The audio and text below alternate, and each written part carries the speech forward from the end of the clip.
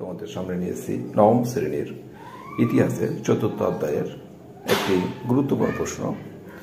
প্রশ্নোত্তরের প্রশ্নটি হচ্ছে, ঔপনিবেশিক শক্তিবর্গ কিভাবে চীনকে ব্যবচ্ছেদ করেছিল, অথবা 19 শতকে বিদেশিরা কিভাবে চীন দখল করে। এই প্রশ্নোত্তরটি আলোচনা করার পূর্বে আমি তোমাদের অনুরোধ করব, যারা যারা এখন পর্যন্ত চ্যানেলটি সাবস্ক্রাইব করেন তারা অবশ্যই চ্যানেলটি সাবস্ক্রাইব, লাইক বাটন লাইক করে দিও। চলো শুরু করা যাক আজকের উত্তর পর্ব। ভূমিকা। চীনের সভ্যতা ছিল প্রাচীন উন্নত, যা নিয়ে চীনেরা গর্ববোধ করত। তাই তারা মূলত বাইরের জগতের সঙ্গে কোনো রকম সম্পর্ক রাখতে ইচ্ছা প্রকাশ করত না। কিন্তু ইউরোপীয় বণিকরা চীনের বিপুল বাণিজ্যের সম্ভাবনাকে কাজে লাগিয়েতে চীনে উপনীত হয়।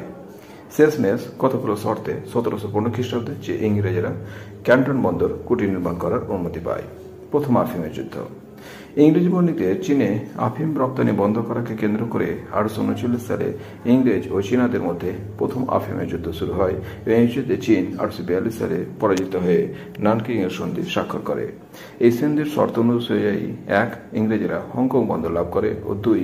ইউরোপীয়দের জন্য চীনের ক্যান্টন বন্দর সহ 5টি বন্দর খুলে দেওয়া হয়। তারপর পয়েন্ট হল দ্বিতীয় আফিমের যুদ্ধ। 1856 সালে সামান্য কারণে ইংরেজ ও ফরাসিদের মধ্যে চীনের দ্বিতীয় আফিমের যুদ্ধ শুরু হয়, আর এই যুদ্ধে চীনারা পরাজিত হয়। 1858 সালে তিয়ানসিনের সন্ধি স্বাক্ষর করে এর দ্বারা তিয়ানসিন স্বাক্ষর করেন। এর দ্বারা চীনের 11টি বন্দর বিদেশিদের জন্য খুলে দেওয়া হয়। তারপরে পয়েন্ট হচ্ছে চীন ও জাপান যুদ্ধ।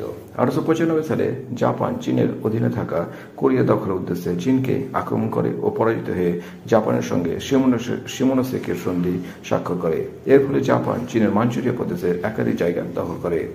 তারপর হচ্ছে মুক্তদের নীতি।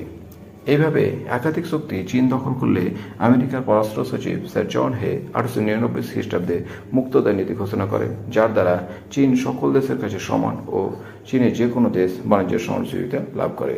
মূল্যায়ন। সুতরাং দেখা যাচ্ছে যে জাপান, ইংল্যান্ড, ফ্রান্স, আমেরিকা প্রভৃতি সকল শক্তি চীনের ওপর আধিপত্য স্থাপনের জন্য ঝাঁপিয়ে পড়ে। তাই ঐতিহাসিক ভিনায়ক এই প্রসঙ্গে বলেছেন যে, তরমুজকে যেমন লোকে খণ্ড খণ্ড করে খায়, উপনিবেশ শক্তিগুলো ঠিক সেইভাবেই চীনা তরমুজকে খণ্ড খণ্ড করে নিজেদের মধ্যে ভাগ করে নিতে থাকে। তো এই ছিল আলোচনা পর্ব। তোমরা এটা খাতায় লিখে বাড়িতে প্র্যাকটিস